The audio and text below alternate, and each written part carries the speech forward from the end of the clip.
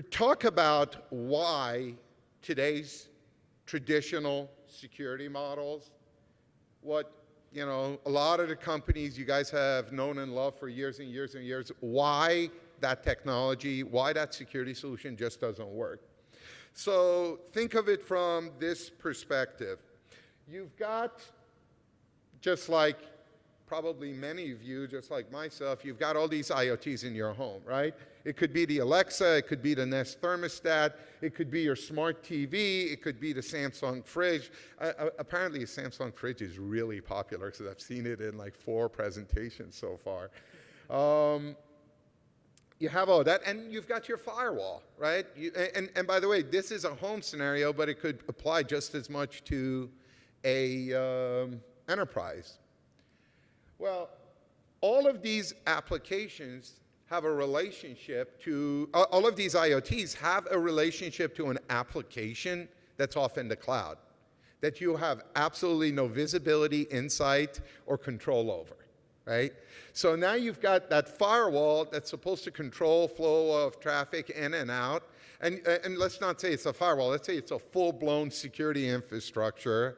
But the fact of the matter is, there's an encrypted communication between each of these devices and some application off in the cloud. And moreover, it's managed by a mobile device that's sitting on yet another network. So your ecosystem, your IoT ecosystem, consists of 3 different networks, 2 of which, technologies, but 2 of which you have absolutely 0 control over, right? But have visibility and insight into everything that's happening on the IoT that's sitting on your network, right?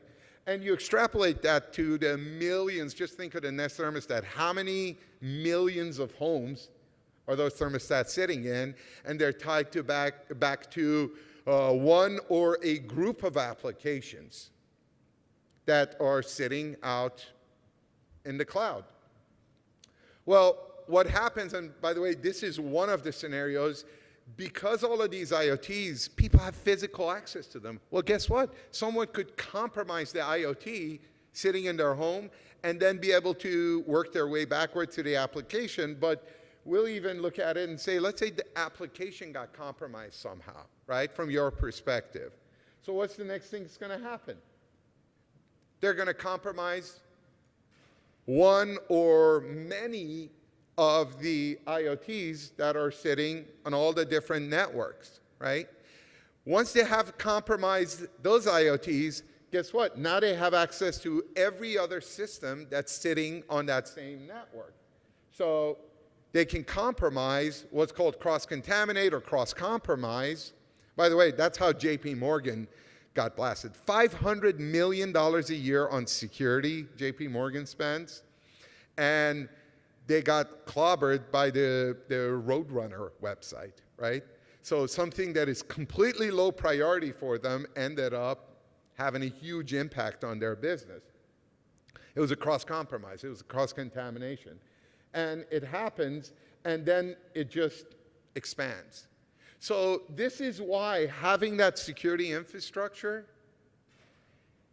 does not necessarily offer you any protection.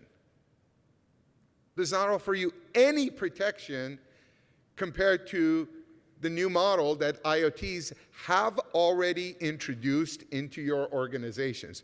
One of our clients realized that they had 600 IoTs in one of their offices. They bought these, like, their little raising desks. Well, the raising desks, each one of them had an IP address, and they were feeding productivity data, how often it was raised and how often it was lowered. And it was feeding all of that data to some application off in the cloud. They had no idea because IT doesn't necessarily get involved in the everyday, right? The HVAC folks within the organization, the facilities folks within the organization make the decision around the HVAC they buy, right? IT doesn't get involved, but guess what? It taps into the network. The furniture people bought the tables. but it taps into the network. So there's information technologies and there's operationalized technologies. And operationalized technologies are going to clobber information technologies in terms of resources that are out there. So when you look at traditional enterprise technologies, it's the gorilla, right? You guys have all heard the term enterprise grade, right? Enterprise grade is supposed to be the biggest, the baddest, the most proven, the most scalable, you know, so on and so on and so on. Well, enterprise grade is the gorilla. What chance does that gorilla have against a swarm of bees? And that's what IoT is. It's the swarm of bees that are going to pester and devastate the gorilla.